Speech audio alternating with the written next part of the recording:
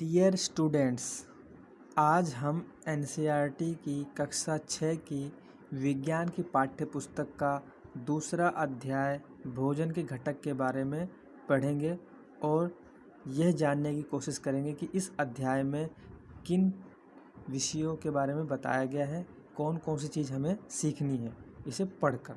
तो चलिए स्टूडेंट्स शुरू करते हैं। अध्याय 1 में हमने उन खाद्य पदार्थों की सूची बनाई थी जिन्हें हम खाते हैं। भारत के विभिन्न भागों में खाए जाने वाले भिन्न भिन्न व्यंजनों के बारे में भी हमने बताया था तथा इन्हें मानचित्र में अंकित किया था। एक प्रकार के भोजन में चपाती, दाल और बैंगन का भरता हो सकता है तो दूसरे में चावल, सांभर तथा भिंडी हो सकती है। इसके अतिरिक्त अन्य भोजन में अप्पम, मछली तथा सब्जियां हो सकती हैं। तो स्टूडेंट्स, हमने जो पहला पार्ट पढ़ा था उसमें हम क्या खाते हैं, हर स्टेट के बच्चे क्या खाते हैं, हमारे फ्रेंड्स क्या खाते हैं, हम ही एक दिन में कौन कौन से पदार्थ खाते हैं, हम एक जैसा खाना रोज़ नहीं खाते हैं। इन सब के बारे में हमने पहले अध्याय में पढ़ा था।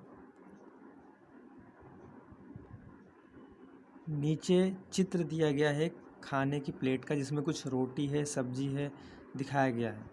अब आगे क्रियाकलाप है। क्रियाकलाप 1, आमतौर पर हमारे आहार में अन्न से बना कम से कम एक व्यंजन होता है। दूसरे खाद्य पदार्थों में दाल या मांस का कोई व्यंजन तथा सब्जी हो सकती है। इसमें दही, मट्ठा तथा अचार भी शामिल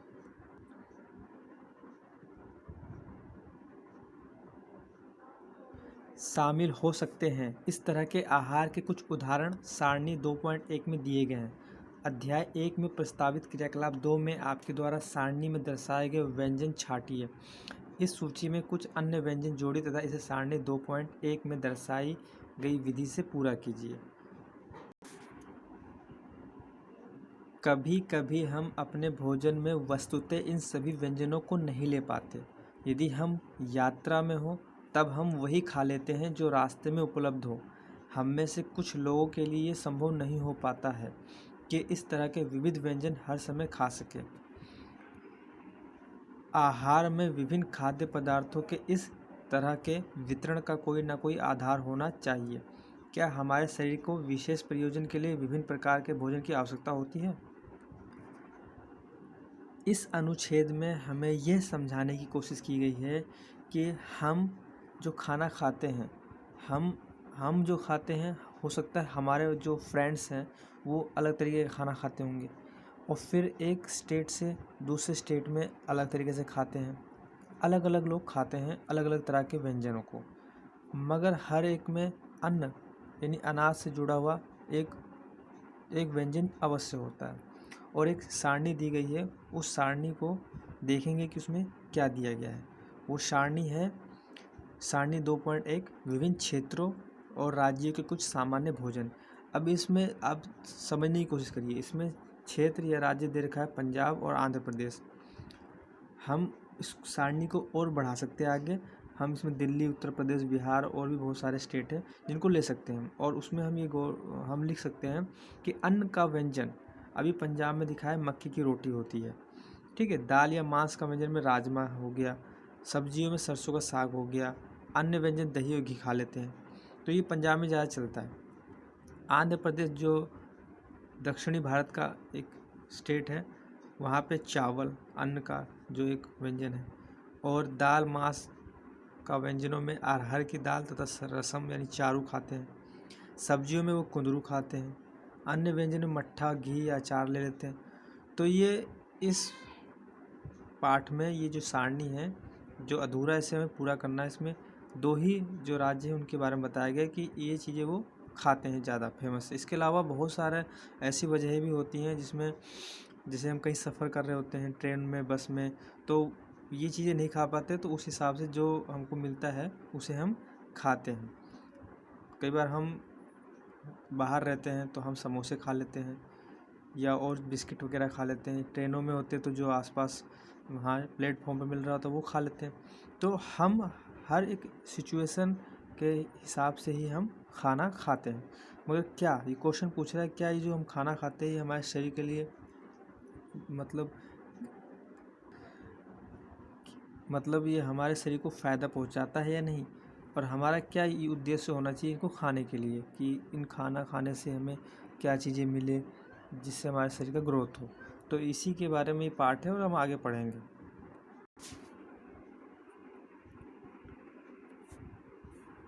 2.1 विभिन्न प्रकार के खाद्य पदार्थों में क्या होता है।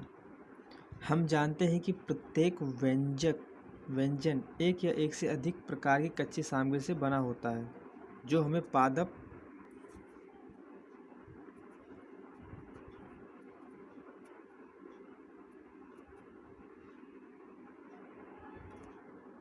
पादप या जंतुओं से मिलते हैं।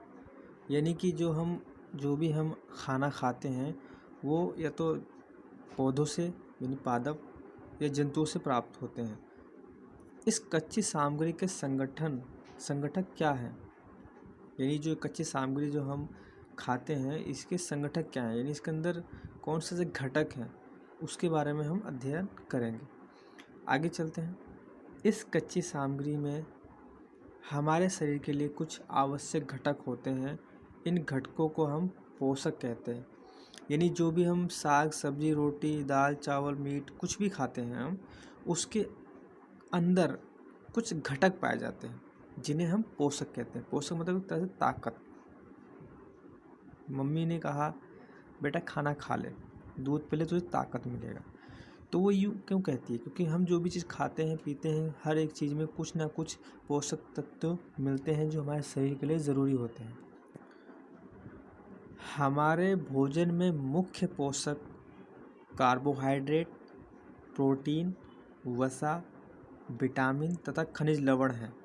इसके अतिरिक्त हमारे भोजन में रुक्षांश तथा जल भी शामिल है जिनकी हमारे शरीर को आवश्यकता है।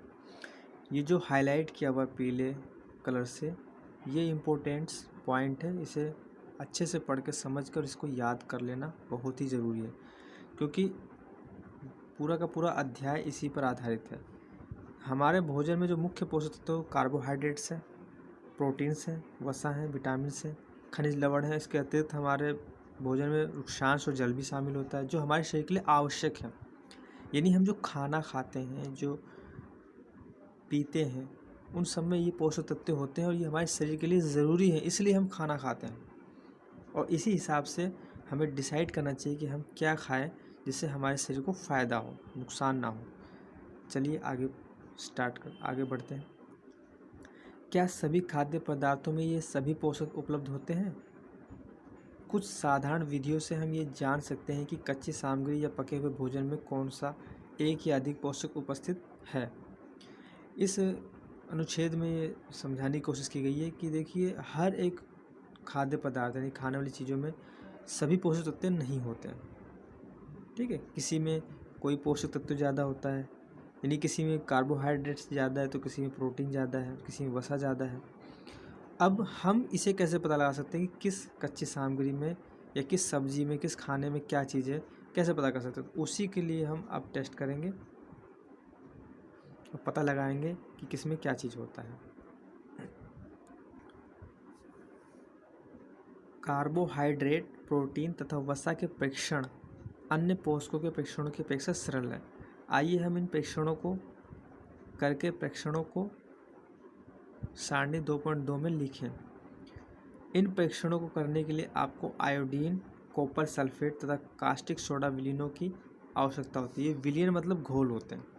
ये जो आयोडीन, कॉपर सल्फेट या कास्टिक सोडा विलयन है, ये जो है हमें हमारे स्कूल में हमारे टीचर जो हैं लैब में ये रसायनों को प्रोवाइड करेंगे, वो देंगे, और उनके साथ हमको करना है, हमें खुद नहीं करना है। वो करने के लिए कहेंगे तभी करना है, क्योंकि ये सब रसायन हैं और इनसे थोड़ा सा सेफ्टी के साथ इनको यूज़ करना होता है। आपको कुछ प्रश्नावलियाँ तथा एक ड्रॉपर की भी आवश्यकता होगी। ड्रॉपर मतलब जिसमें वो विलियन यानी घोलों को खींचकर और तो बूंद बूंद डालने के लिए होता है, उसे ड्रॉपर कहते हैं इंग्लिश में। इन परीक्षणों को पके हुए भोजन तथा कच्ची सामग्री पर करें। इन परीक्षणों से प्राप्त परीक्षणों को सारणी 2.2 में दर्शाए गए तरीके से लिख सकते हैं। इस सारणी में कुछ खाद्य पदार्थ दर्शाए गए हैं। अपना परीक्षण इन पर या अन्य किसी उपलब्ध खाद्य पदार्थ पर कर सकते हैं। इन परीक्षणों को सावधानी से कीजिए और किसी भी रसायन को खाने या चखने का प्रयास मत कीजिए। यानी जो सारणी 2.2 में जो दर्शाए गए हैं उसी तरीके से या उन्हीं पदार्थों पे आप इनका इस्तेमाल करना है, और अलग पदार्थ भी कर सकते हैं मगर ध्यान से करना है। इनको खाना और चखना नहीं, ये जो रसायन हैं जिनका इस्तेमाल हमें करना है। यदि आवश्यक विलयन तत्काल उपलब्ध नहीं है तो आपके अध्यापक निम्न विधि से उन्हें तैयार करा सकते हैं। आइए विभिन्न खाद्य पदार्थों की जांच करके देखें कि किसमें कार्बोहाइड्रेट उपस्थित है। कार्बोहाइड्रेट कई प्रकार के होते हैं। हमारे भोजन में पाए जाने वाले मुख्य कार्बोहाइड्रेट मंड तथा शर्करा के रूप में होते हैं। यानी जो हमारे जो खाद्य पदार्थ यानी खाने वाली जो चीज़ें हैं उसमें जो कार्बोहाइड्रेट्स होता है वो कई प्रकार की होती है, जो ज़्यादातर मंड या शर्करा के रूप में होते हैं। तो हमें मंड और शर्करा का पता लगाना होता है, तो हमें पता चल जाएगा कि कार्बोहाइड्रेट्स किस तरह के पदार्थ में है। ठीक है।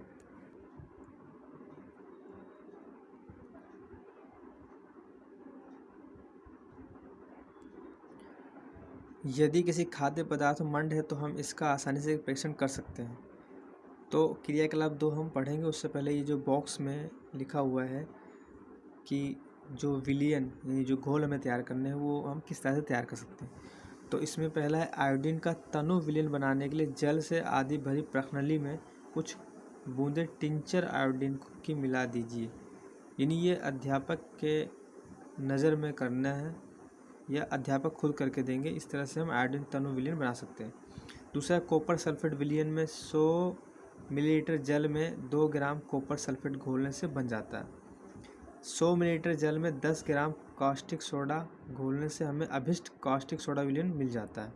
तो वो जो 3 रसायनों की ज़रूरत है, जिन रसायनों का इस्तेमाल करके हम टेस्ट करेंगे कि किस पदार्थ में यानी किस खाने वाली वस्तु में कार्बोहाइड्रेट्स, प्रोटीन, वसा, विटामिन ये सब चीज़ें हैं, वो अगर हमारे स्कूल में लैब में नहीं है तो हमारा अध्यापक के नज़र में या वो हमारे अध्यापक ही इस पदार्थों का इस्तेमाल करके वो घोल बना सकते हैं, क्योंकि बिना उस विलयन के या घोल के हम टेस्ट नहीं कर सकते। तो चलिए हम टेस्ट करते हैं कि किन पदार्थों में क्या क्या चीज़ें हैं। तो क्रियाकलाप 2 से शुरू करते हैं। क्रियाकलाप 2, मंड के लिए परीक्षण। मंड कार्बोहाइड्रेट्स का पता लगाने के लिए, यानी कार्बोहाइड्रेट्स किस पदार्थ में है उसका पता इस तरह से चलेगा कि उस पदार्थ में मंड हो। तो स्टार्ट करते हैं। परीक्षण के लिए खाद्य पदार्थ या कच्ची सामग्री की अल्प मात्रा लीजिए। अल्प मात्रा मतलब थोड़ी सी मात्रा लेना है। इसमें तनु आयोडीन विलयन की 2 या 3 बूंदें डालिए। अब ध्यान रखना है कि जो मंड यानी कि कार्बोहाइड्रेट्स का पता लगाने के लिए हम तनु आयोडीन विलयन की 2 या 3 बूंदें उस खाद्य पदार्थ पर डालना है जिसमें हमें चेक करना है कि उसमें कार्बोहाइड्रेट्स है या नहीं। तो खाद्य पदार्थ के रंग में होने वाले परिवर्तन को देखना है, यानी कि वो बूंदे मिलाने के बाद हमें खाद्य पदार्थ के जो रंग है उसको देखना है कि कैसा परिवर्तन होता है। क्या ये नीला या काला हो गया है? यह नीला या काला रंग मंड की उपस्थिति दर्शाता है। मान चलिए आपने आलू लिया, आलू को काट कर उसमें हमने तनु आयोडीन विलयन की 2-3 बूंदें डाल दी। अगर कटे हुए आलू के अंदर के भाग अगर नीला या काला हो गया तो समझ लो उसके अंदर मंड उपस्थित है, यानी उसके अंदर कार्बोहाइड्रेट्स उपस्थित है। चित्र में भी दिखाया गया है कि ये मंड के लिए परीक्षण कर रहे हैं और आलू को काट कर उसमें आयोडीन डाल रहे हैं। तो इस तरीके से हम उस खाद्य पदार्थ में पता कर सकते हैं कि इसमें कार्बोहाइड्रेट्स है या नहीं।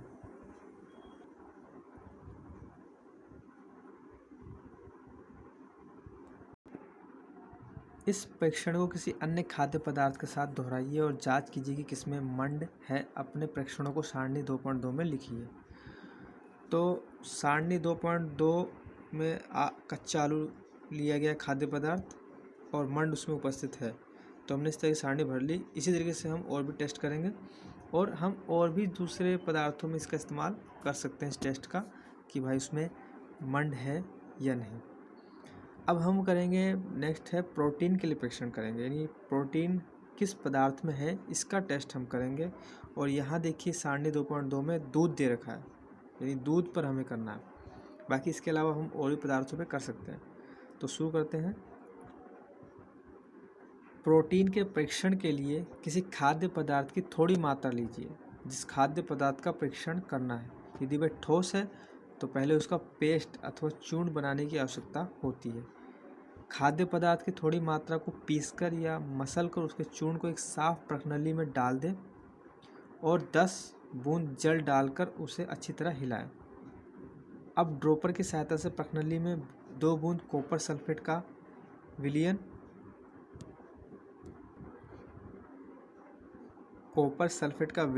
तथा 10 बूंद कास्टिक सोडा का विलयन डालिए। अच्छी तरह हिलाकर कुछ मिनट के लिए प्रणाली को रख दीजिए। आपने क्या देखा? क्या प्रणाली का पदार्थ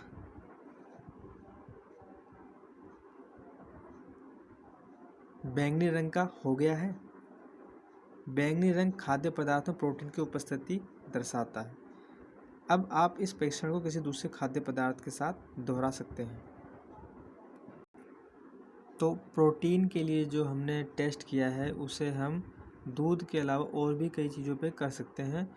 अगर दूध तो चलो लिक्विड में है, तरल में है, तो उसमें हमने आराम से बूंदें डाल दी केमिकल की।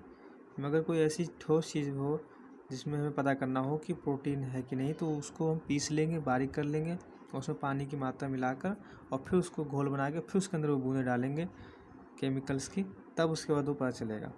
तो अगर उसमें जब हमने केमिकल डाला, वो केमिकल है कॉपर सल्फेट का विलयन और कास्टिक सोडा, तो इसको डालने के बाद हमने जब कुछ समय के लिए रख दिया तो उसका जो रंग है वो बैंगनी रंग का हो जाना चाहिए। अगर बैंगनी रंग का हो जाएगा तो इसका मतलब उस खाद्य पदार्थ यानी उस खाने वाली चीज़ में प्रोटीन की मात्रा उपस्थित है। अब हम आगे बढ़ेंगे और हम वसा के लिए परीक्षण करेंगे, यानी वो टेस्ट करेंगे कि किस खाद्य पदार्थ में वसा है।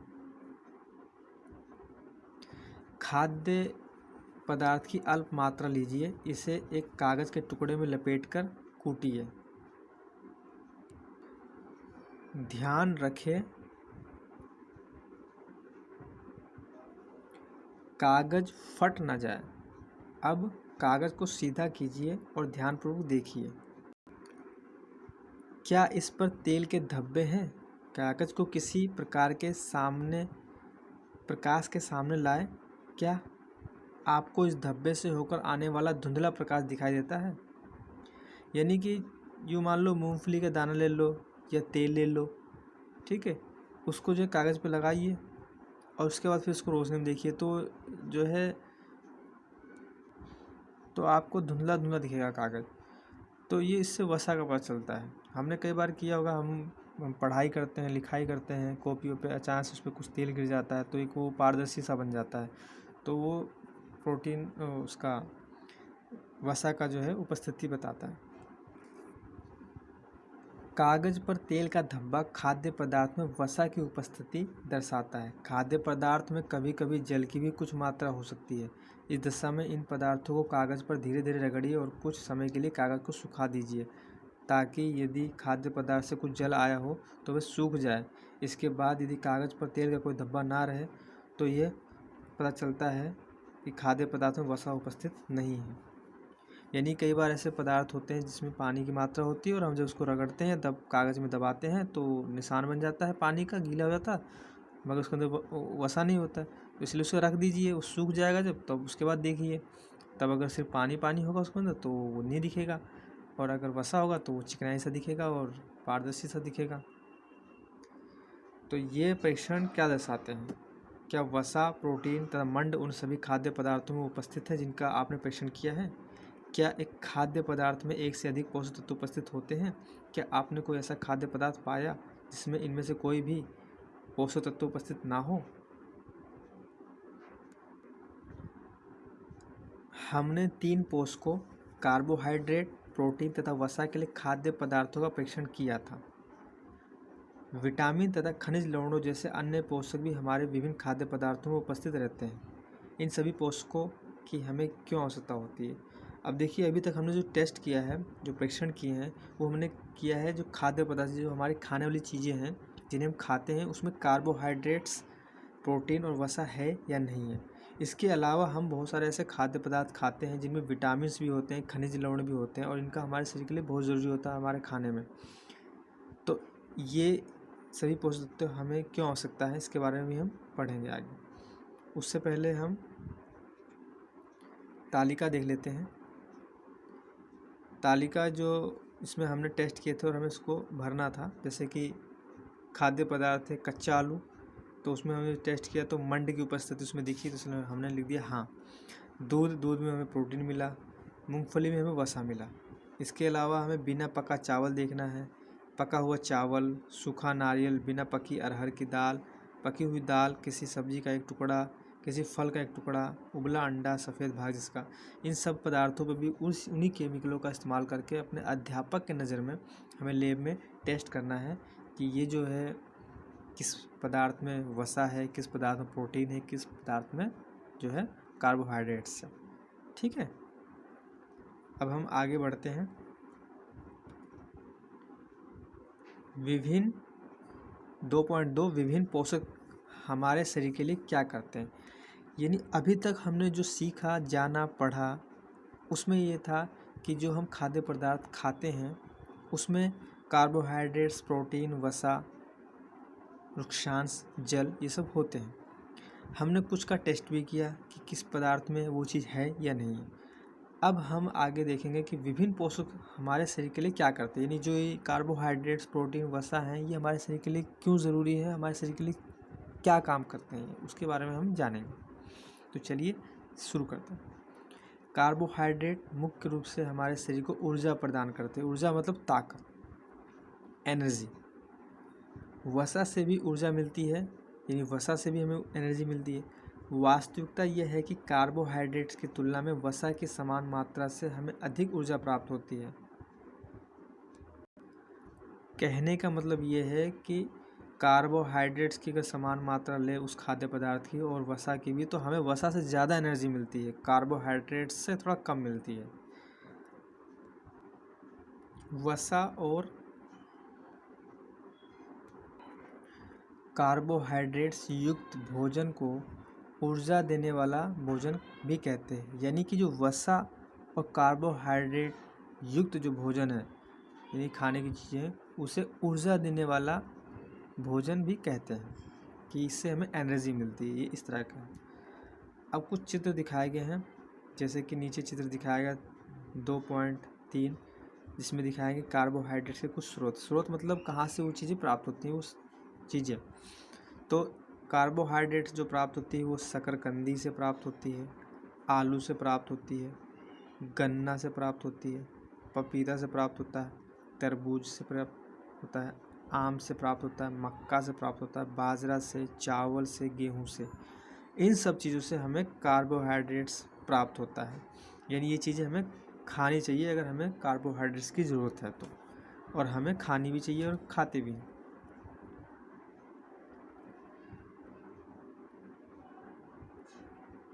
ये 2.4 दिखाया वसा के कुछ स्रोत।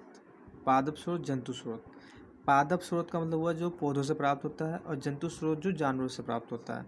ठीक है, तो इसमें जो है ए जो है वो है पादप से प्राप्त, यानी कि जो पौधों से प्राप्त होता है, जैसे मूंगफली, तिल, गिरी, यानी गिरी मतलब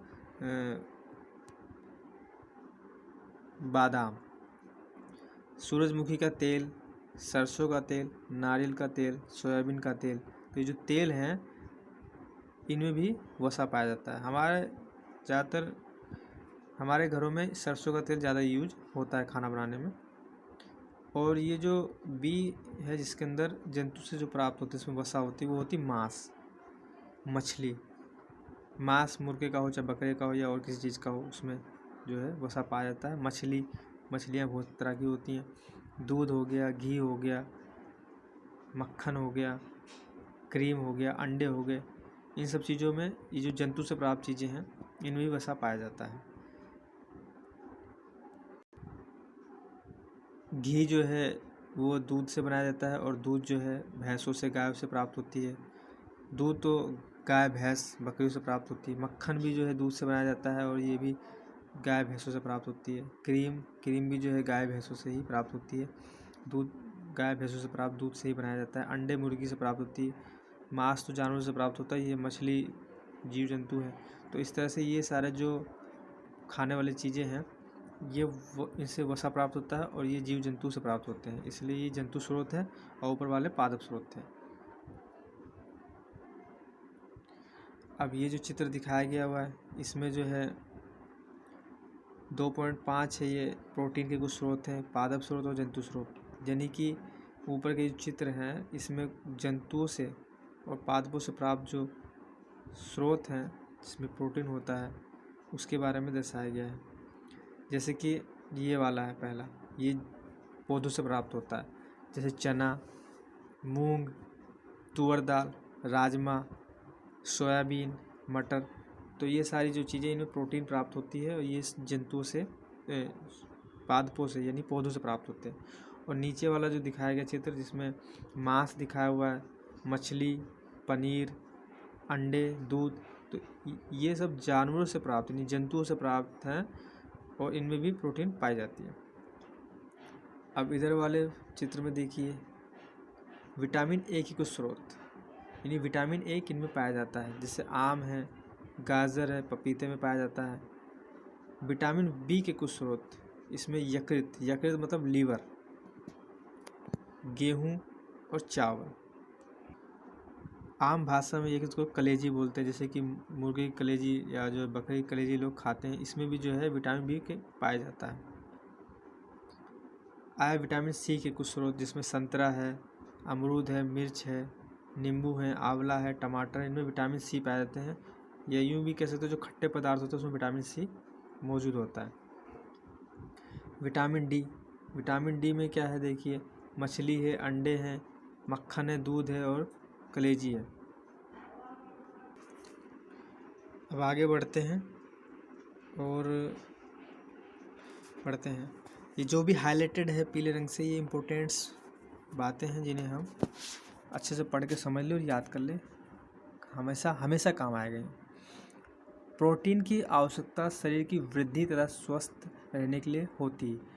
ये जिन जिन खाद्य पदार्थों में यानी खाने वाली चीज़ों में प्रोटीन मिलता है उन्हें हमें खाना चाहिए। क्यों? क्योंकि ये हमारे शरीर की वृद्धि, यदि मतलब हमारा शरीर को ग्रोथ करता है और हमें स्वस्थ रहने में मदद करता है।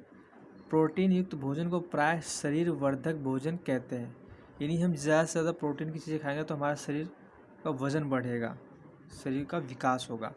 ठीक है, इसीलिए ही मम्मी जो कहती है बेटा दूध पी लो, अंडा खा लो, क्योंकि दूध में प्रोटीन बहुत होती है और जो हमारे शरीर के ग्रोथ के लिए अच्छा होता है। बच्चे क्या होते हैं, दूध नहीं पीते हैं, मगर बच्चों को दूध पीना चाहिए, दूध पीने से बहुत फ़ायदा होता है और अंडे भी खाने चाहिए। आगे, विटामिन रोगों से हमारे शरीर की रक्षा करते हैं। विटामिन हमारी आँख, अस्थियों, दांत और मसूड़ों को स्वस्थ रखने में भी सहायता करते हैं। तो जो विटामिन के बारे में हमने देखा था कि किन में मिलता है, विटामिन का काम ये है। विटामिन कई तरह के होते हैं, vitamin A, B, C, D, कई तरह के होते हैं, आगे पढ़ेंगे। विटामिन कई प्रकार के होते हैं जिन्हें अलग अलग नामों से जाना जाता है। इनमें से कुछ को vitamin A, vitamin B, vitamin C, vitamin D, vitamin E तथा विटामिन के नाम से जाना जाता है। विटामिनों के एक समूह को विटामिन बी कॉम्प्लेक्स कहते हैं। और ये जो विटामिन्स होते हैं ये हमारी जैसे आँखों के लिए फ़ायदेमंद होते हैं, अस्थियों यानी कि हड्डियों के लिए, दांतों के लिए भी, मसूड़ों के लिए, इन सब चीज़ों के लिए बहुत ज़रूरी होते हैं विटामिन्स। ठीक है, हमारे शरीर को सभी प्रकार के विटामिनों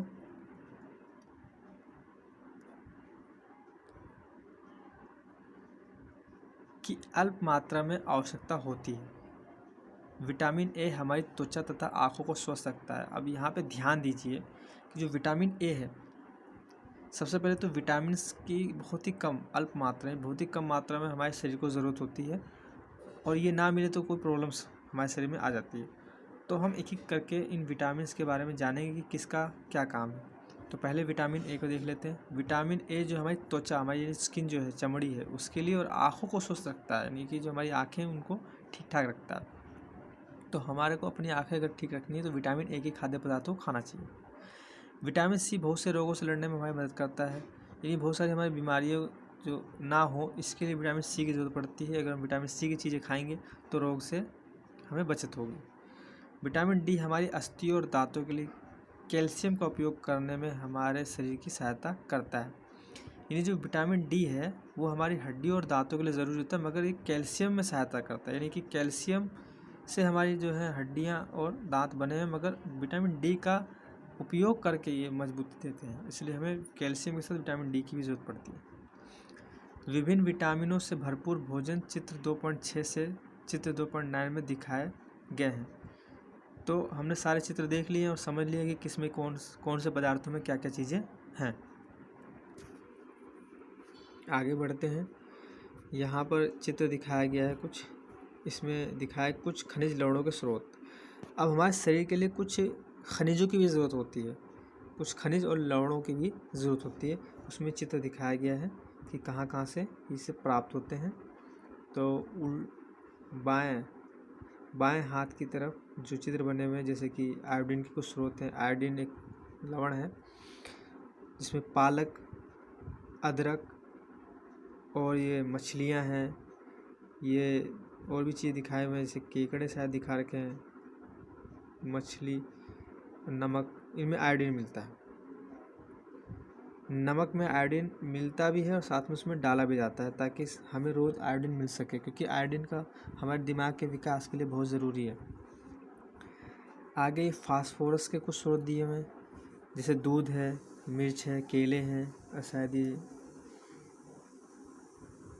इसके अलावा लोहे के कुछ स्रोत दिए हुए हैं। लोहा मतलब वो लोहा नहीं, आयरन जो हमारे खून में होता है। इसमें जो है कलेजी दे रखा है, सेब दे रखा है, पालक, साग वगैरह दे रखा है, तो इनमें आयरन पाए जाते हैं। इसके अलावा कैल्शियम के कुछ स्रोत हैं, अंडा, दूध है। तो ये जो है कुछ ये चीज़ें हैं जिनमें चीज़ें पाई जाती हैं। ये कार्टून में लड़की पूछ रही है कि हमारा शरीर भी सूर्य के प्रकाश की उपस्थिति से विटामिन डी बनाता है। इन दिनों कोई भी सूर्य के प्रकाश में नहीं रह पाता, जिससे लोगों में इसकी कमी हो जाती है। जो विटामिन डी है वो हमें कोई ना कोई खाद्य पदार्थ खाने से मिलता है, मगर यदि हम सूरज की रोशनी में रहें तो उससे भी हमें विटामिन डी मिल जाता है। मगर गर्मियों के दिनों में हम सूरज की रोशनी में कहाँ रहते हैं, गर्मी लगती है इसलिए हम नहीं रहते हैं। इसलिए हमें वो खाद्य पदार्थ भी खाने चाहिए जिसमें विटामिन डी उपस्थित हो।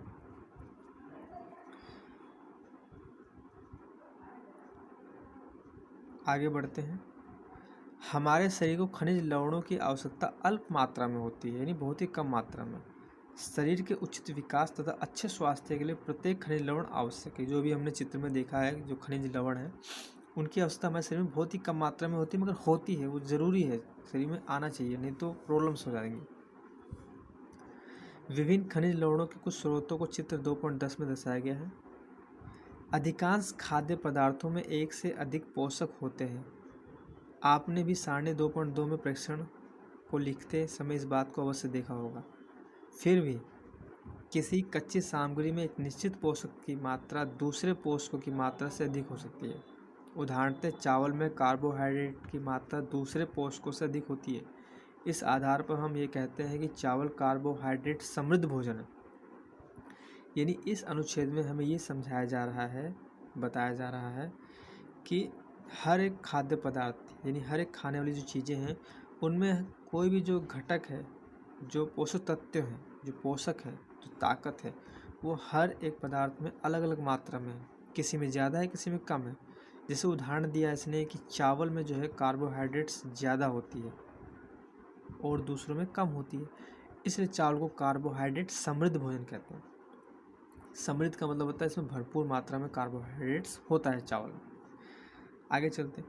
इन पोषकों के अलावा हमारे शरीर को आहारी रेशों तथा जल की भी आवश्यकता होती है। यानी ये जो अभी तक हमने जो पढ़ा है पोषक तत्वों के बारे में, ये जो पोषण जो घटक हैं जो खाद्य पदार्थों में होता है, इनकी तो ज़रूरत है ही। इसके अलावा हमें आहारी रेशों तथा जल की भी आवश्यकता है। जल मतलब पानी की भी ज़रूरत पड़ती है हमारे शरीर को, और आहारी रेशों मतलब रुक्षांश, यानी कि जैसे कि कुछ साग वगैरह खाते हैं या खीरा खाते हैं तो वो जो होता है उसमें ये चीज़ें होती हैं आहारी रेशे।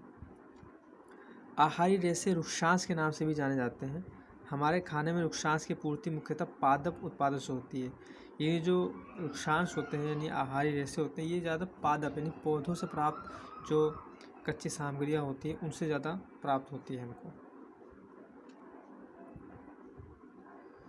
हमारे खाने में वृक्षांश की पूर्ति मुख्यतः पादप उत्पादों से होती है। वृक्षांश के मुख्य स्रोत साबुत खाद्यान्न है, दाल, आलू, ताज़े फल और सब्जियां हैं, यानी इन सब चीज़ों से हमको वृक्षांश मिलता है जो हमारे पेट के लिए भी ठीक होता है। वृक्षांश हमारे शरीर को कोई पोषक प्रदान नहीं करता, यानी वृक्षांश जो है ये हमें कोई पोषक तत्व प्रदान नहीं करता, फिर भी ये हमारे शरीर भोजन को का आवश्यक अवयव है, यानी एक एसेंशियल पार्ट है हमारे खाने का, और इसका आयतन बढ़ा देते हैं। यानी जब खाना हम खाते हैं तो उसके अंदर जब वृक्षांश भी रहते हैं तो उससे हमारे खाने का आयतन यानी कि एरिया क्षेत्र बढ़ जाता है। वृक्षांश बिना पचे भोजन को बाहर निकालने में हमारे शरीर की सहायता करता है, यानी कि हम जो खाते हैं पचने के बाद जो एक्स्ट्रा जो चीज़ें होती हैं उसे शरीर से बाहर निकालने के लिए जो है इसकी आवश्यकता होती है।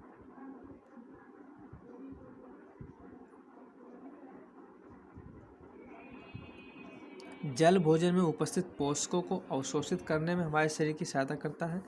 ये कुछ अपशिष्ट पदार्थों जैसे कि मूत्र यानी पेशाब तथा पसीने को शरीर से बाहर निकालने में सहायता करता है।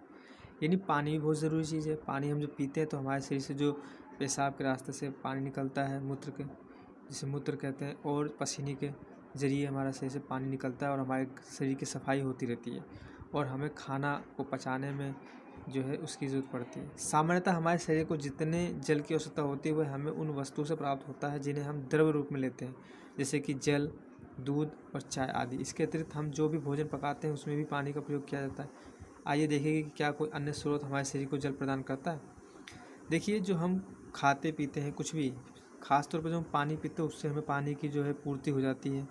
इसके अलावा जो हम फल वगैरह, दूध या और भी चीज़ें जो हम खाते हैं या पीते हैं, तरल पदार्थ वगैरह, उससे भी हमें पानी की ज़रूरत हमारी पूरी हो जाती है।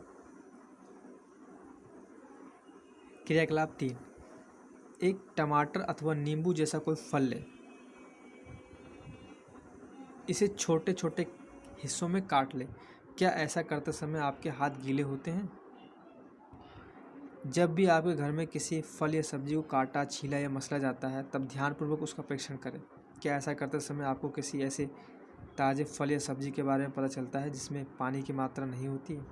हम देखते हैं कि कई खाद्य पदार्थों में जल होता है। कुछ सीमा तक हमारे शरीर के लिए आवश्यक जल की पूर्ति इसी जल से हो जाती है। इसके अतिरिक्त कई खाद्य पदार्थों को पकाते समय हम उसमें जल डालते हैं, यानी कि जो फल हैं, सब्जियां हैं, पानी है, खाना है, ये जो भी खाद्य पदार्थ हो उसमें कहीं ना कहीं गीलापन रहता है जिसको हम काट कर तोड़ कर हम देख सकते हैं।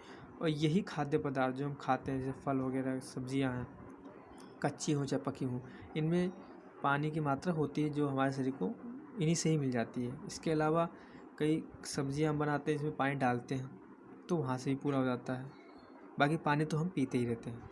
ठीक है, तो इस तरीके से हमारे शरीर को पानी की पूर्ति यानी ज़रूरत जो उसकी होती है वो पूरा यहाँ से हो जाता है। अब आगे चलेंगे हम 2.3 संतुलित आहार।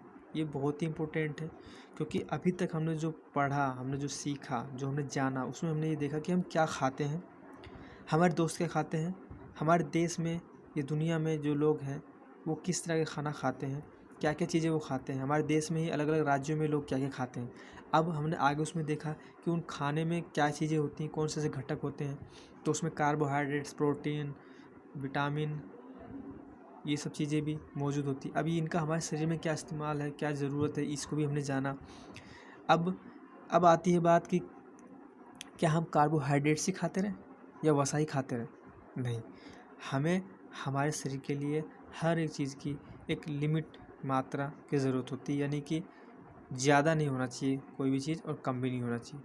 तो उसका बैलेंस हम कहाँ से बनाएं? तो इसीलिए जो है बैलेंस डाइट यानी कि संतुलित आहार, ये जो 2.3 जो पढ़ेंगे हम, इसमें संतुलित आहार की हमें कौन सी चीज़ कितनी मात्रा में मिलनी चाहिए जिससे हमारा शरीर जो है हष्ट पुष्ट रहे और एकदम स्वस्थ रहे।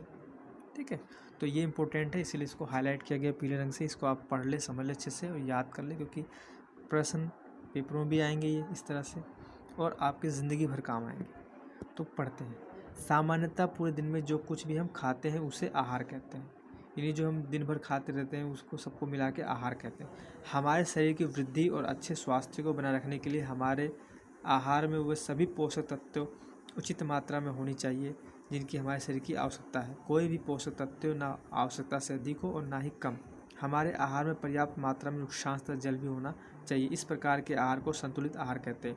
यानी कि जो दिन भर हम खाते हैं खाना, वो संतुलित आहार जब ही होगा जब हमें एक जितना हमें शरीर को पानी चाहिए उतना पानी मिलेगा, वृक्षांश की जितनी ज़रूरत होगी उसको वृक्षांश मिलेगा। इसके अलावा protein, vitamins, iron, calcium, vitamin D, C, A, B, इसके अलावा कार्बोहाइड्रेट्स, ये सारी चीज़ें जो भी हैं वो जितनी हमारे शरीर को ज़रूरत है उतना हमें मिलता रहे, रोज़ मिले, तो उसे ही संतुलित आहार कहा जाएगा। और ये हमारे शरीर के विकास के लिए, हमारे शरीर को ताकत देने के लिए, बीमारियों से बचाने के लिए बहुत ही ज़रूरत है।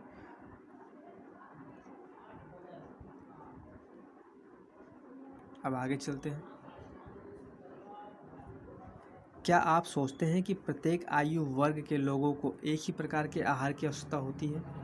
क्या आप यह भी सोचते हैं कि हमारा संतुलित आहार हमारे शारीरिक कार्य पर निर्भर करता है?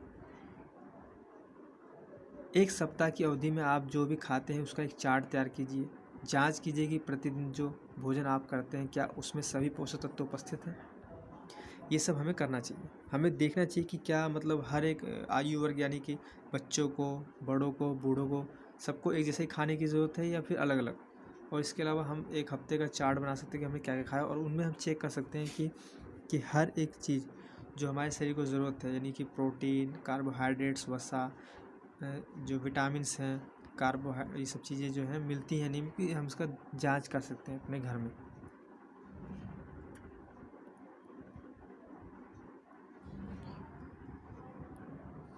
दालें, मूंगफली, सोयाबीन, अंकुरित बीज, मूंग व चना, किण्वित भोजन, दक्षिण भारतीय भोजन जैसे इडली, आटे का मिश्रण, मिस्सी रोटी, थेपला, अनाज व दालों से बना, केला, पालक, सत्तू, गुड़, उपलब्ध सब्जियां तथा इसी प्रकार के अन्य भोजन कई पोषक उपलब्ध कराते हैं। इसलिए कोई व्यक्ति अल्प व्यय में भी संतुलित आहार खा सकता है। यहाँ पे अल्प व्यय बोला है, यानी कम खर्चे में हम इन सब चीज़ों को खाकर हम वो सारी चीज़ें, वो सारे पोषक तत्वों को प्राप्त कर सकते हैं बहुत ही कम खर्चे से, और अपना संतुलित आहार बना सकते हैं।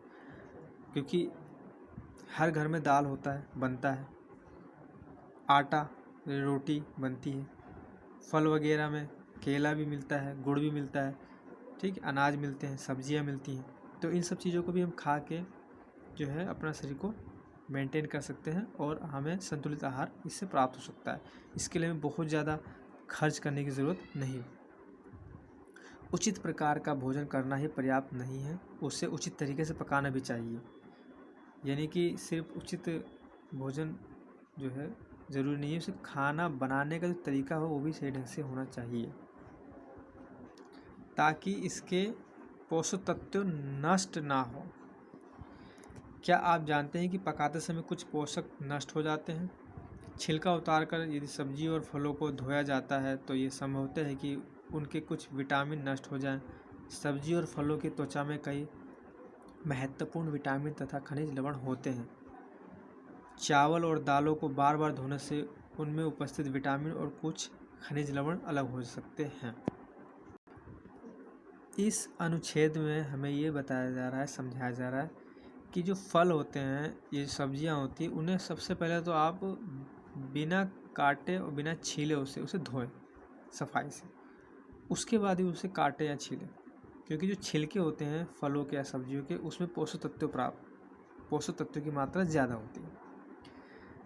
तो अगर आप छील देंगे उसको, छिलकों को उतार देंगे और उसके बाद उसको जो है धोएंगे तो पोषक तत्व निकल जाएंगे। और इसके अलावा जब हम खाना पकाते हैं तो उसमें भी गर्मी से, ये ज़्यादा पकाने से, ये ज़्यादा उबालने से भी जो है पोषक तत्व की मात्रा निकल जाती है। इसलिए हमें, और जैसे चावल हो गया, दाल हो गया, उनको बहुत ज़्यादा नहीं धोना चाहिए। तो वो चीज़ें, वो फल, वो सब्जियां जिन्हें हम छिलके के साथ खा सकते हैं, तो बिना छिलके को उतारे हम उसको बनाना चाहिए, ठीक है। और सब्जी और फलों को धोएं, सफाई से धोएं, मगर अगर उनके छिलके में पोषक तत्व हैं तो छिलकों को बिना उतारे अगर उसका इस्तेमाल कर सके तो उसे करना चाहिए। आगे चलते हैं। हम सभी जानते हैं कि पकाने से भोजन का स्वाद बढ़ता है तथा इससे पचाने में आसानी होती है। इसके साथ साथ पकाने में कुछ पोषक तत्वों की हानि भी हो सकती है। यदि भोजन पकाने में अत्यधिक जल का उपयोग किया जाता है और बाद में उसे फेंक दिया जाता है तो कई लाभदायक प्रोटीन तथा खनिज लवणों की हानि हो जाती है। अब इस अनुच्छेद में हमें समझाया जा रहा है कि जो भोजन होता है उसको अगर हम पका के खाएं तो उसमें स्वाद आता है। जैसे में आटा है, उसकी रोटी बना के खाते हैं तो रोटी का स्वाद आता है। आलू की सब्ज़ी बना के खाते हैं, बहुत अच्छा लगता है। चने की सब्ज़ी बनाते हैं। तो अभी मान के चलिए आप दालों को पहले उबाल लें पानी में और उसको पानी को फेंक दें तो उसमें सारे के सारे पोषक तो निकल जाएंगे। इसलिए आप जो भी चीज़ उबालें या जो भी चीज़ बनाएं उन्हें उबले हुए पानी को फेंकें नहीं, उसको इस्तेमाल करें ताकि जो उसमें प्रोटीन और जो खनिज लवण है वो उसकी हानि ना हो, उसकी कमी ना हो। आगे बढ़ते हैं। पकाने में विटामिन सी आसानी से गर्मी से नष्ट हो जाता है। क्या ये उचित नहीं होगा कि हम अपने आहार में फल और कच्ची सब्जियों को सम्मिलित करें? विटामिन सी जो होता है, अगर हम जिस जिस जिस सब्ज़ी में या फल में अगर विटामिन सी मिल रहा है उसे अगर हम पकाएंगे तो वो गर्मी से ख़त्म हो जाएगा। इसलिए हमें उसे कच्चे में ही खाना चाहिए। जैसे कि संतरा खा लो, मौसमी और जो है नींबू, जो है खट्टे जो पदार्थ होते हैं उसे ऐसे भी हम इस्तेमाल कर सकते हैं। यानी ज़्यादा अच्छे से इस्तेमाल करना चाहिए ताकि विटामिन्स खनिज लवण ये नष्ट ना हो। बोझों ने सोचा कि हर समय वसायुक्त खाना ही सर्वोत्तम भोजन है। एक कटोरी कार्बोहाइड्रेट्स युक्त भोजन की अपेक्षा एक कटोरी वसायुक्त भोजन अधिक ऊर्जा देगा। क्या ऐसा नहीं होता? अतः उसने तली हुई चीज़ें, समोसा, पूरी, मलाई, रबड़ी, पेड़ा आदि प्रचुर वसायुक्त भोजन ही खाया और इसके अलावा कुछ नहीं खाया। क्या आप सोचते हैं कि वह ठीक था? निसंदेह नहीं। इतना अधिक वसायुक्त भोजन खाना हमारे लिए ठीक नहीं है। देखिए, इस अनुच्छेद में बताया जा रहा है कि हमने पूरा पाठ पढ़ लिया, हमने समझ लिया कि सबसे ज़्यादा जो एनर्जी है, जो ऊर्जा है वो वसायुक्त भोजन में है, यानी कि जिसमें वसा है। तो क्या हम वही खाना शुरू कर दें ताकि हमारे को ऊर्जा ज़्यादा मिले? गलत है। अगर हम ऐसा सोच के हम खाएंगे, यानी समोसा खाएंगे, पूरी खाएंगे, मलाई, रबड़ी, पेड़ा, यानी वसायुक्त भोजन खूब खाएंगे तो इससे क्या होगा, हमारे शरीर में चर्बी बनने लग जाएगी और हम मोटे हो जाएंगे। जो चित्र दिखा रहे हैं इस तरह से मोटे हो जाएंगे और अच्छा नहीं रहेगा। इसीलिए हम ये सोच के कि वसा में ऊर्जा है और उसी को खाते रहिए, गलत है। हमें हर एक चीज़ का एक लिमिट मात्रा में खाना चाहिए जो हमारे शरीर के लिए फ़ायदेमंद हो। आगे है, यानी कि ऐसे पदार्थ जो मतलब सिर्फ वसा खाते रहे अगर हम, तो इससे हमारे शरीर को बहुत हानिकारक हो सकता है। हमारे भोजन में वसा की मात्रा अत्यधिक मोटापे का कारण बनती है। यानी कि हम ऐसे खाद्य पदार्थ या ऐसे खाने वाली चीज़ें हम खाएं जिसमें वसा की मात्रा अधिक हो तो हम मोटापे का शिकार हो जाएंगे। ये मोटापा एकदम भद्दा होगा, यानी शरीर हमारा फूल जाएगा, पेट निकल जाएगा, गाल वाल फूल जाएंगे। तो ये चीज़ ठीक नहीं होता। मोटापा एक बीमारी है, तो इसीलिए हमें ज़्यादा वसा वाला खाना भी नहीं खाना चाहिए। आगे चलते हैं। 2.4 अभावजन्य रोग। अभावजन्य रोग का मतलब होता है कि अभी तो हमने ये सीखा कि ये चीज़ें खाने से हमको ये चीज़ मिलता है और हमें इनकी ज़रूरत है। अब अगर हमें वो चीज़ें जो हमारे शरीर को ज़रूरत है, वो घटक यानी कि कार्बोहाइड्रेट्स, प्रोटीन, वसा, विटामिन्स, खनिज लवण, पानी, नुकसान्स, इन सब की हमारे शरीर को ज़रूरत है, ठीक है, और हमें ये मिल रहा है तो बहुत अच्छी बात। अगर ये ना मिले तो अगर हमारे शरीर को ये चीज़ें नहीं मिलेंगे तो उससे जो हमें बीमारियां होंगी उसे बोलेंगे अभावजन्य रोग, यानी उनका अभाव कमी से हुआ रोग। तो आगे बढ़ते हैं। एक व्यक्ति खाने के लिए पर्याप्त भोजन पा रहा है लेकिन कभी कभी उसके भोजन में किसी विशेष पोषक की कमी हो जाती है। यदि ये कमी लंबी अवधि तक रहती है तो वह व्यक्ति उसके अभाव से ग्रसित हो सकता है। एक या अधिक पोषक तत्वों का अभाव हमारे शरीर में रोग अथवा विकृतियां उत्पन्न कर सकता है। जैसे मान लो बच्चों कि अगर हम रोज़ रोटी खा रहे हैं तो हमें कार्बोहाइड्रेट्स मिल रहा है, ठीक है, मगर हमने चावल नहीं खाया तो हमें वसा नहीं मिला, या हमने दालें नहीं खाई तो हमें प्रोटीन नहीं मिल रहा, हमने दूध नहीं पिया तो हमें प्रोटीन नहीं मिल रहा, या हम फल नहीं खा रहे तो हमें जो है खनिज, लवण और ये विटामिन नहीं मिल रहे। तो ये लंबे समय तक हम इसका इस्तेमाल नहीं करते हैं, या हमें हमारे शरीर को ये आवश्यक घटक या तत्व हमें नहीं मिल रहे हैं शरीर, तो हमारे अंदर एक कोई ना कोई बीमारी बनने लग जाएगी। इसलिए हमें हर एक चीज़ हमारे शरीर में जाना चाहिए, खाना चाहिए हमको, यानी हमें रोटी भी खाना चाहिए, हमें चावल भी खाना चाहिए, हमें दाल भी खाना चाहिए, हमें सब्ज़ी भी खाना चाहिए, हमें फल भी खाना चाहिए, हमें दूध भी पीना चाहिए, हमें पानी भी पीना चाहिए, हमें हर एक चीज़ जो हमें शरीर को हमारे मिलना चाहिए, ताकि उन चीज़ों को खाने से हमारे शरीर को पोषक तत्व मिले जो हमारे शरीर को ज़रूरत है। ठीक है, आगे बढ़ते हैं। जो पीले रंग से जो मैंने हाईलाइट किया है, ये इम्पोर्टेंट पॉइंट्स हैं, इसको अच्छे से पढ़ें, समझें और इसे याद रखें। वे रोग जो लंबी अवधि तक पोषकों के अभाव के कारण होते हैं उन्हें अभावजन्य रोग कहते हैं। यानी कई ऐसी बीमारियां बच्चों में हो जाती हैं, बड़ों में भी हो जाती हैं, जो किसी खाद्य पदार्थ या किसी पोषक तत्वों की कमी के कारण होता है, तो उन्हें अभावजन्य रोग कहते हैं।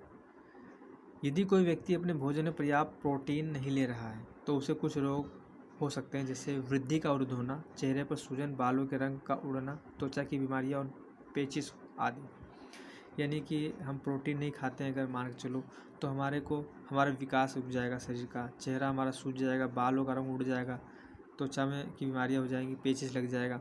तो इसलिए बच्चों, मम्मी अगर बोले तो दूध पीने के लिए तो ज़रूर पीना, दूध हमारे लिए हमें प्रोटीन देता है। आगे चलते हैं। यदि प्रोटीन तथा कार्बोहाइड्रेट दोनों ही किसी व्यक्ति के आहार में से एक लंबे समय तक अनुपस्थित रहे तो उसकी वृद्धि पूरी तरह से अवरुद्ध हो जाएगी। ऐसा व्यक्ति बहुत दुबला पतला हो जाएगा, वह इतना दुर्बल हो जाएगा कि चलने में भी असमर्थ होगा। यानी प्रोटीन और कार्बोहाइड्रेट्स अगर हमें नहीं मिलेगा तो हम पतले दुबले हो जाएंगे, कमज़ोर हो जाएंगे, हमारे शरीर का विकास नहीं होगा। इसीलिए रोटी आप रोज़ खाएं, आप रोज़ रोटी खाएं, आप रोज़ दूध पिएं, दूध से बनी चीज़ें खाएं, ताकि आपका वज़न शरीर का बना रहे, पतले दुबले ना रहे और आपके पास ताकत रहे। आप चावल भी खाएं, दाल भी खाएं आप। ठीक है, आगे बढ़ते हैं। विभिन्न विटामिनों और खनिज लवणों के अभाव से विभिन्न रोग अथवा विकृतियां हो सकती हैं। विकृतियां मतलब कमियां आ जाती हैं। इनमें से कुछ सारणी 2.3 में दर्शाए गए। सभी अभावजन्य रोगों की रोकथाम संतुलित आहार लेने से की जा सकती है। यानी जो शरीर में जो पदार्थों की ज़रूरत है वो अगर नहीं मिल रहा है और कमी हो रही है, उससे जो बीमारियां बन रही है जिसे अभावजन्य रोग कहते हैं, तो इन अभावजन्य रोगों की रोकथाम के लिए हमारा सिर्फ एक ही चीज़ है, संतुलित आहार लेना। यानी ऐसा आहार, ऐसा खाना लेना जिसमें पर्याप्त मात्रा में प्रोटीन हो, कार्बोहाइड्रेट्स हो, वसा हो, विटामिन हो, खनिज लवण हो, पानी हो, रुक्षांश हो, सब कुछ हो, ताकि हमारे शरीर को संतुलित आहार मिले और हम बीमारियों से बचे रहें।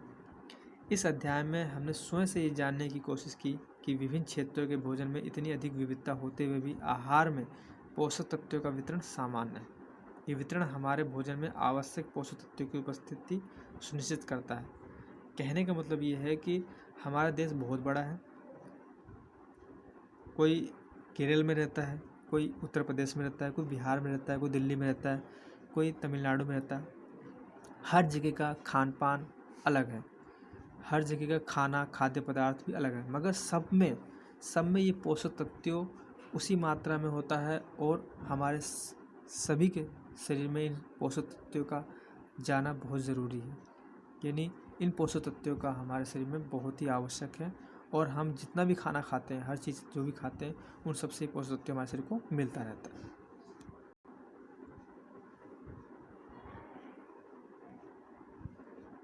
अब ये तालिका है सारणी 2.3, जिसमें विटामिन और खनिज लवणों के अभाव के कारण होने वाले कुछ रोग या विकार भी एक बीमारी को बोलते हैं, के बारे में बताया गया। अब इसमें देखना है हमको ध्यान से कि जो विटामिन या खनिज है वो है विटामिन ए। अभावजन्य रोग विकार क्या होते हैं और लक्षण क्या हैं उसके। जैसे कि विटामिन ए जो है, इसकी कमी से जो है क्षीणता यानी दृष्टिहीनता, यानी आँखों की जो रोशनी उसमें कमी आती है, जिससे हमें कमज़ोर दृष्टि यानी देखने में प्रॉब्लम होती है। अंधेरे रात में कम दिखाई देना, यानी रात जब शाम होता है तो हमें जिसको रतौंधी भी कहते हैं, एक तरह से बीमारी होती है, कभी कभी पूरी तरह से दिखाई देना बंद हो जाता है अगर हमें विटामिन ए की कमी होती है। विटामिन B1, अगर B1 की कमी है तो बेरी रोग हो जाएगी, इससे दुर्बल पेशियाँ और काम करने की ऊर्जा में कमी, यानी आलस आएगा, मन नहीं करेगा, कमज़ोर हो जाएगा मांसपेशी। विटामिन C स्कर्वी रोग हो जाता है, मसूड़ों से खून निकलना शुरू हो जाता है, घाव भरने में अधिक समय लगता है, यानी कि जो जख्म हो जाते हैं, चोट लग जाती है, जल्दी भरता नहीं, ठीक नहीं होता है और मसूड़ों से खून आता है, स्कर्वी नामक रोग हो जाती है, विटामिन C की कमी से होता है। विटामिन D रिकेट्स, अस्थियों का मुलायम होकर मुड़ जाना, बहुत सारे बच्चों को आपने देखा होगा कि उनके पैर मुड़े हुए होते हैं, वो विटामिन D की कमी के कारण होता है, ठीक है, इससे हड्डियाँ मुलायम हो जाती है और मुड़ जाती हैं। कैल्शियम, अस्थियों और दंत क्षय, कमज़ोर अस्थियाँ, दंत क्षय, यानी कि कैल्शियम की कमी से हमारी जो हड्डियाँ वो कमज़ोर हो जाती हैं और हमारा दांत जो मजबूत नहीं होते, कमज़ोर रहते हैं। आयोडीन की कमी से घेंगा यानी ग्वाइटर, गर्दन की ग्रंथि का फूल जाना, बच्चों में मानसिक विकलांगता। देखो आयोडीन की जो कमी होती है उससे हमारा जो गला होता है वहाँ पे सूजन आ जाती है, घेंगा बोलते हैं उसको, और हमारा दिमाग कमज़ोर होता है। इसीलिए जो है नमक में आयोडीन मिलाया जाता है, इसलिए नमक वाला यूज करना चाहिए जिसमें आयोडीन हो, ताकि हमें रोज़ आयोडीन मिलता रहे और हमारा दिमाग सही रहे और हमें घेंगा ना हो। लोह, अरक्तता, कमज़ोरी, अरक्तता मतलब खून की कमी को कहते हैं, जिससे कमज़ोरी होती है, यानी कि वो खाद्य पदार्थ जिसमें आयरन हो उसे हमें खाते रहना चाहिए, इससे हमारे शरीर में आयरन बना रहता है, खून की कमी दूर रहती है। अब ये पाठ ख़त्म हो गया है, इसके कुछ सारांश यानी कुछ मुख्य बातें जिन्हें हम जो पढ़ लेते हैं कि हमने पूरे पाठ को पढ़ने के बाद क्या सीखा, क्या जाना। पहला है, हमारे भोजन के मुख्य पोषक तत्वों के नाम कार्बोहाइड्रेट, प्रोटीन, वसा, विटामिन तथा खनिज लवण है। इनके अतिरिक्त भोजन में आहारी रेशे तथा जल भी होता है। कार्बोहाइड्रेट तथा वसा हमारे शरीर को मुख्य रूप से ऊर्जा प्रदान करते हैं। प्रोटीन तथा खनिज लवण की आवश्यकता हमारे शरीर की वृद्धि तथा अनुरक्षण के लिए होती है। विटामिन हमारे शरीर को रोगों से रक्षा करने में सहायता करते हैं। संतुलित आहार में हमारे शरीर के लिए आवश्यक सभी पोषक तत्वों तथा पर्याप्त सांस और जल उचित मात्रा में उपस्थित रहते हैं। हमारे आहार में लंबी अवधि तक एक अथवा अधिक पोषक तत्वों की न्यूनता से विशिष्ट रोग अथवा विकार उत्पन्न हो सकते हैं। यानी इस पाठ को पढ़ने के बाद हमने जो सीखा उसमें पहला बात यह है कि जो हमारा भोजन है उसमें जो पोषक तत्व होते हैं वो होते हैं कार्बोहाइड्रेट, प्रोटीन, वसा, विटामिन तथा खनिज लवण, और इनके अलावा आहारी रेशे जिसे रुक्षांश कहते हैं और पानी जिसे जल कहते हैं, ये ज़रूरी चीज़ें हैं। दूसरा पॉइंट है कि कार्बोहाइड्रेट तथा वसा जो है हमारे शरीर को ऊर्जा, ताकत, एनर्जी प्रदान करते हैं। तीसरा पॉइंट है कि जो प्रोटीन होते हैं और खनिज लवण होते हैं, इसकी जो हमारे शरीर को ज़रूरत होती है वृद्धि के लिए, कि हमारे शरीर का विकास हो, और अनुरक्षण यानी कि सुरक्षा के लिए, हमारे शरीर को बीमारियों से बचाने के लिए। चौथा पॉइंट है विटामिन हमारे शरीर को रोगों से रक्षा करने में सहायता करता है, यानी जो बीमारियां वगैरह जो हमारे को लगती हैं उससे हमें बचाता है कि वो बीमारी हमें ना लगे, ये हमारा जो काम करता है विटामिन्स करते हैं, जैसे vitamin A, B, C, D, E, इस तरह के। पांचवा पॉइंट है कि जो संतुलित आहार हमारे शरीर के सभी पोषक तत्वों को पूरा करता है। हमारे शरीर को जो भी पोषक तत्वों की ज़रूरत है, यानी कि प्रोटीन, कार्बोहाइड्रेट्स, वसा, विटामिन, खनिज लवण, आहारी रेशे, पानी, इन सब की जो पूर्ति अगर सही से हमारे शरीर को हो, रोज़ हो, तो वो संतुलित आहार है। इसके अलावा इन्हीं की अगर कमी हो जाती है, लंबे टाइम तक कमी हो जाती है, तो इससे जो समस्या जो उत्पन्न होती है, विकार उत्पन्न होते हैं, वो रोग होते हैं। इस तरह से स्टूडेंट्स NCERT कक्षा 6 की विज्ञान की पाठ्यपुस्तक का दूसरा पाठ यहाँ समाप्त होता है। हमने यहाँ पे बहुत सारी बातों को पढ़ा, समझा, सीखा और इसको याद रखेंगे, जो हमारी ज़िंदगी में काम भी आएगा, और परीक्षा के नज़र से भी ये ज़रूरी चीज़ें हैं। इसे पढ़ें, समझें, दोहराएं, प्रैक्टिस करें, याद करें, सीखें, और हमेशा याद रखें ये हमेशा काम आएंगे आपके जीवन भर। अगर आपको यह वीडियो अच्छा लगे तो इसे लाइक करें, शेयर करें और मेरे चैनल को सब्सक्राइब करें। धन्यवाद।